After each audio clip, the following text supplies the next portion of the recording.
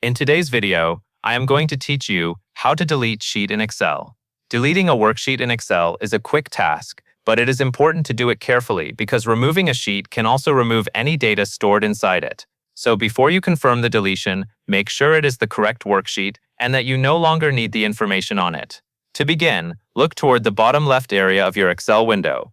This is where you will see the sheet tabs. Each tab represents a different worksheet in your workbook, and the tab name helps you identify which sheet you are currently viewing. Find the Worksheet tab for the sheet you want to remove.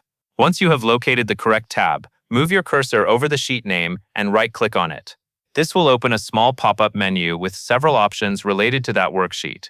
In that menu, click Delete. As soon as you do that, Excel may show you a warning message. This warning is there to make sure you really want to remove the sheet, especially if it contains data that cannot be recovered easily through normal editing. When the warning pop-up appears, read it carefully, then click the Delete button again to confirm. After you do that, the worksheet will be removed from the workbook. If you are working with an important file, it is a good idea to save a backup copy before deleting any sheet. That gives you a safety net in case you remove the wrong one by mistake.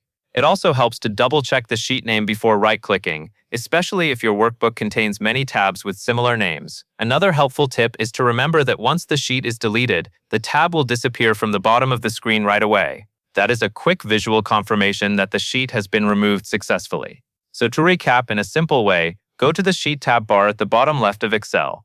Right-click the Worksheet tab you want to delete, choose Delete from the menu, and then confirm by clicking Delete again in the warning box. That is the full process for deleting a sheet in Excel. It is simple, fast, and easy once you know where to click. That covers everything you need to know.